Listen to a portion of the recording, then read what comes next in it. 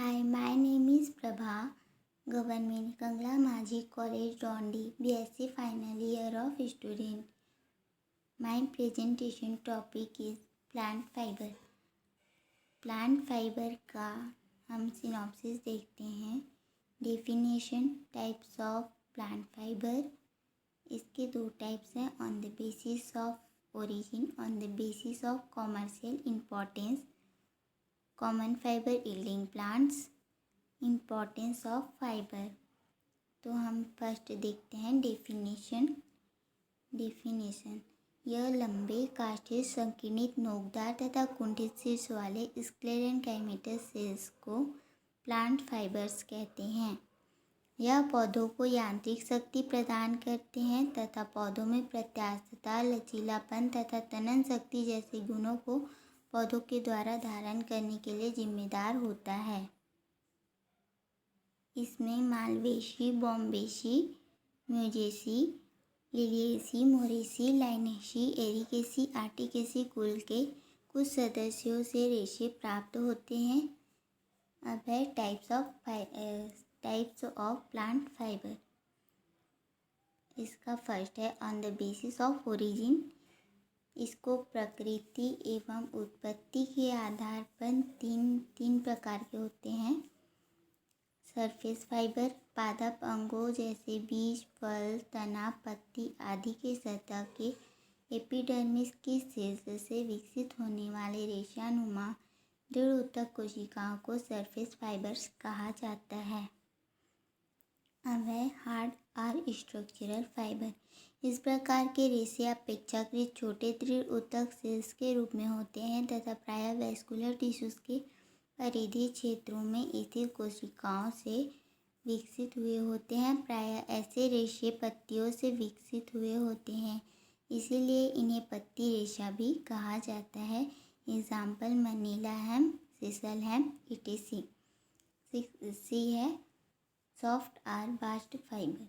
कुछ पौधों में रेशे फ्लोएम से संबंधित कोशिकाओं से विकसित होते हैं तथा फ्लोएम, परिरंभ तथा कॉर्टेक्स आदि से विकसित होने वाले रेशों को मृदु रेशा कहकर सूचित किया जाता है।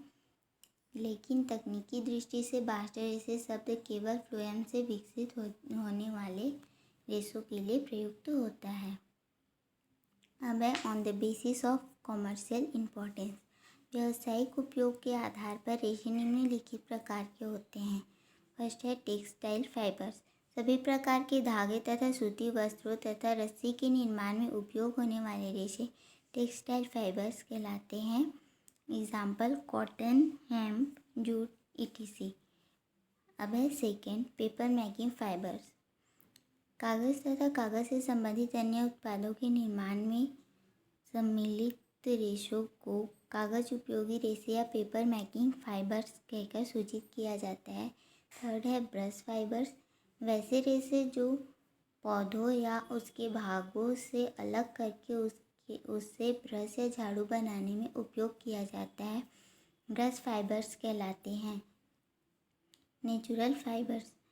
कुछ वृक्षों के दृढ़ रेशे युक्त फ्लोएम निम्न गुणवत्ता युक्त वस्त्र तैयार करने के लिए प्रयुक्त होता है।